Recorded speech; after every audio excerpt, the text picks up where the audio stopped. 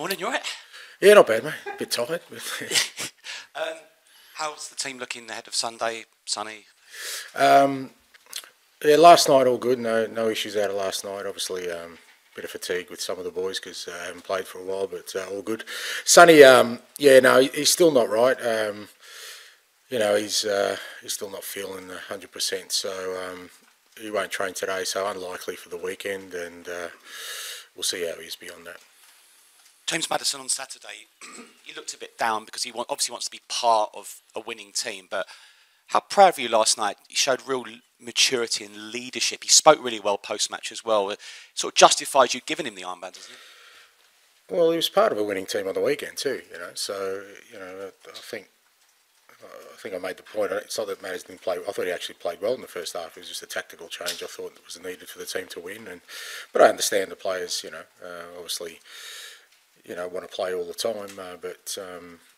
Yeah, I thought he was really good last night. I thought his leadership throughout the game was good in the way he played. He was really positive on the ball and kind of when we needed moments of, you know, creativity or discipline, he was there. And yeah, you know, I thought especially in the second half, you know, obviously Mikey had that spell where he was, you know, really feeling good, and I think Matt has made a point of just kept giving him the ball. I thought that showed real leadership because in that moment, it's, you know, it's easy for sort of Matters to try and do things himself. But I think he sensed that, you know, Mikey was doing some special things and kept giving him the ball. So look, he's a vice captain. He's one of our leaders, and you know, last night I thought he really stood up and played well. But I thought he played well on the weekend too. So yeah. But you're delighted you called him Neymar as well, aren't you? Yeah, brilliant. Yeah, great. Look, I think we all understand with young players you do have to be really careful. But as I said after the game, I don't get the sense that that's going to affect Mikey at all. You know, and there's no denying he was great last night. I thought he was great the whole game, especially in that period. And yeah, so yeah, exciting for us. Another player Maddison had an influence on last night was Richarlison. He's never played badly for you, has he? It's just on and off injuries, isn't it, during your time here? What do you have to do to keep him fit, and what do you say to him? Because he's a confidence guy as well, but he's played well under you.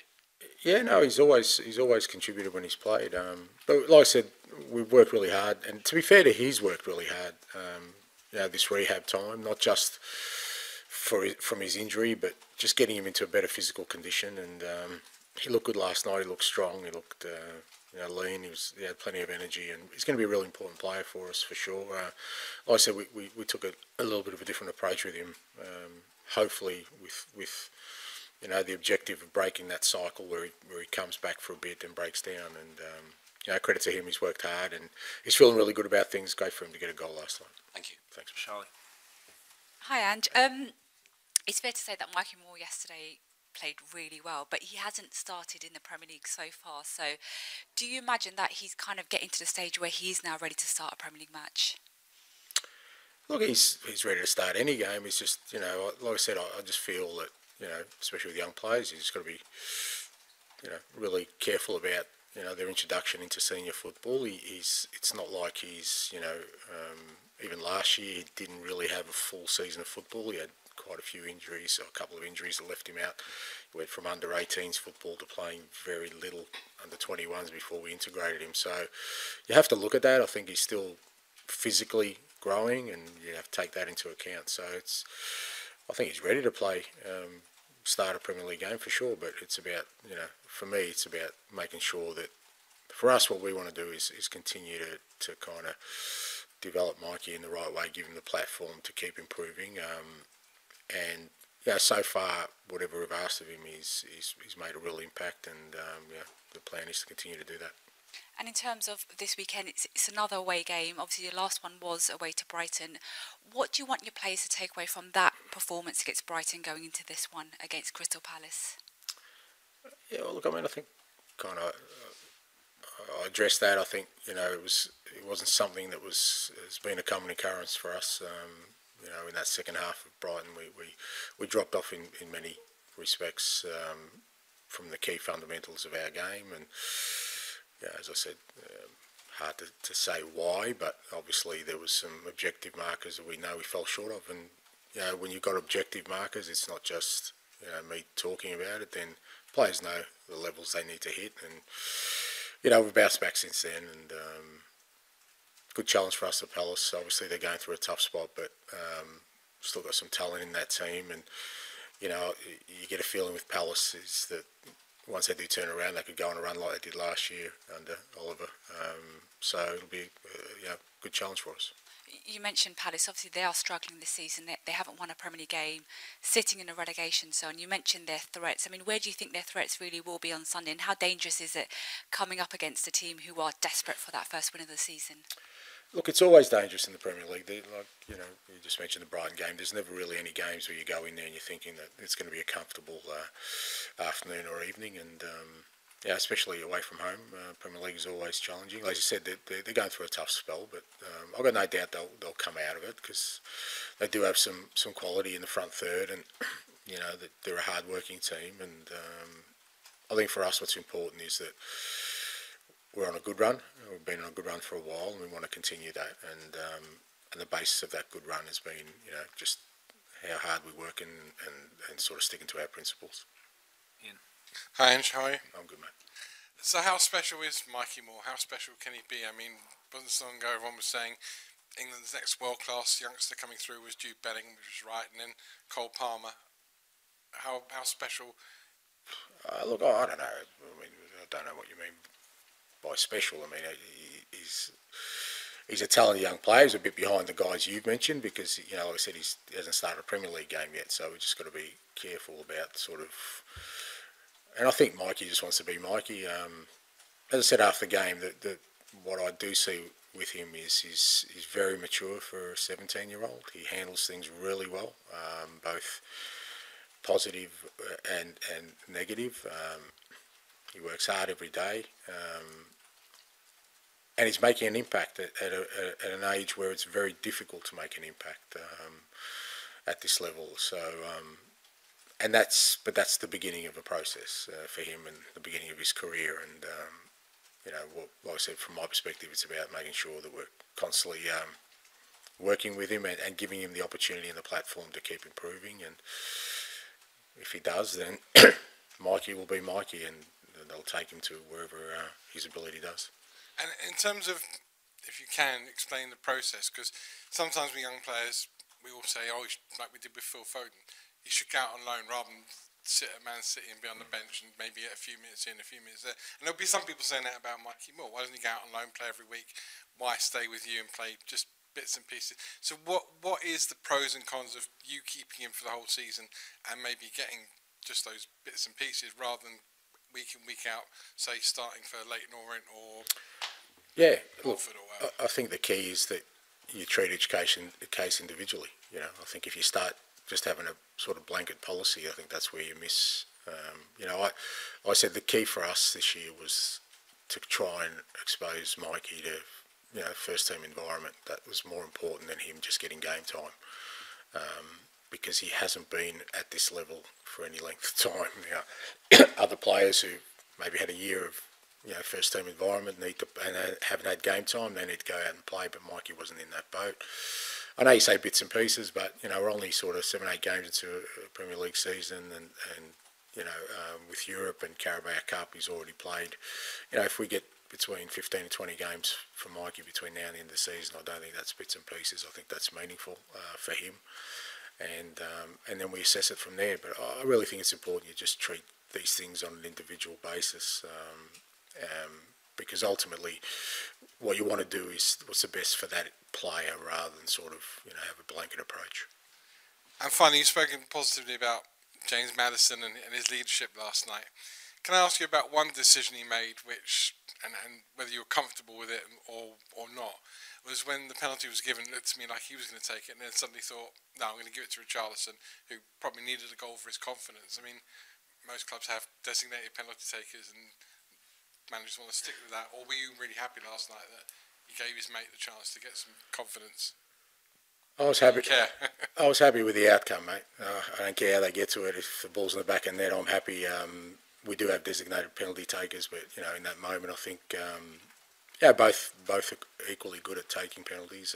I think Matt is you know, we went through a thought process and thought, you know, it'd be beneficial for us, for Richie to take it, but I was comfortable with, you know, if they threw the ball to Fraser, I'd maybe a bit more worried about it, but although he'd probably say he could do it, but I think it wasn't such a wild sort of, you know, decision in that moment. I think there was some clarity around it, and like I said, the important thing was we scored. Charlie? I just wanted to ask you about this team, where they are now compared to this time last year, when obviously results-wise there was that amazing start. I think this equivalent Friday was what made it 8 wins, 2 draws against Palace. How do you see the team now compared to that team that started so brilliantly last season? Yeah, a lot different. You know, I think we're certainly more consistent in our footballing, more consistent in kind of our performances. Look, the results last year were great, but you know, we're playing a lot on, you know, enthusiasm and real energy we had. But you know, I knew that wasn't sustainable, and you know, pretty quickly we found that out for a number of reasons. Whereas I think this year we've already had some injury disruption, so to speak, and we've handled them a lot better. I think we've got a much sort of more well-rounded squad to handle what's ahead of us. We've had a, you know, heavier games program, but we've held that together. So, you know, I think we've progressed as a side. I think players have developed in the last 12 months to another level. When I think about Brennan and Decky and others, so we're in a better place, but we need to be, and hopefully in 12 months' time we're also in a better place, because that's the only way you kind of progress. And just thinking since the start of the season, I know you talk a lot about growth of players in the team. I just wondered what you thought were the kind of main growth areas since the start of this season for the team. Like I said, just the consistency of our performances. You know, I think we're within games, we're controlling games a lot more. We're you know, less vulnerable in certain areas that we were last year, particularly defensively, and just a lot more cohesion in our sort of build-up play, you know, in the middle to front third, and I think a lot more threatening in that front third. I kept saying last year I thought that was the area we needed to improve the most, and I think we're getting there now. I think, you know, obviously Brennan, you know, is becoming a real threat there. I think obviously Sonny always is. You know, getting Dom in has been fantastic for us, and you know, with, like I said, with Decky in the midfield now and Matters, we just look a lot more threatening going forward. So all those kind of areas. Just on Mikey, like for fans, obviously having a player coming through is like one of the most exciting things that can ever happen. What's it like as a manager when you sort of start to see a talent like that blossoming? Like, how exciting is that for you, without wanting to big him up too much? Yeah, no, it is. It is exciting. It's, you know, because it filters through the whole club. Because I'm sure everyone in the academy takes enormous pride in it. Everyone who's had a sort of a hand in his journey, coaches, you know, people around him, everyone takes pride in that. So the whole club feels good about seeing somebody who's come through, you know, the program. Yeah, and, you know, as a manager, you're excited, you know, that at 17 you've got a player who's already, like I said, showing a maturity in mindset, where, you know, he's given himself every chance to be the best player he can be, because I don't sense in him, like I said, that, you know, sometimes with young players they're exciting, but you think, oh, you know, I can already see there could be some pitfalls down the road, but I don't sense it with him. So, you know, at 17 you wonder, you know, if he keeps going like that, what's he going to be like at 2021? And hopefully I'm still a manager that benefits from that, mate, but you never know. Hi, Ange. Jed Spence, how is he in regards to his fitness? Getting closer, so we're hoping kind of next week join back in training. Okay. Dane Scarlett's had a really good past 10 days or so. Scored for England under 21s, a couple of important goals for Oxford as well. How pleasing is that for you and the club? Because, I mean, it maybe hasn't gone the way you hoped in regards to regular starts for Oxford so far. Yeah, look, it's important for Dane. You know, for all our guys out on loan, part of the reason we put them out on loan is to get game time, not to sort of sit on the bench. And but again, you know, they have to earn that. And Yeah, it's important for Dane. It's an important year for him. He needs to play. He needs to score goals at that level to sort of make sure he keeps progressing.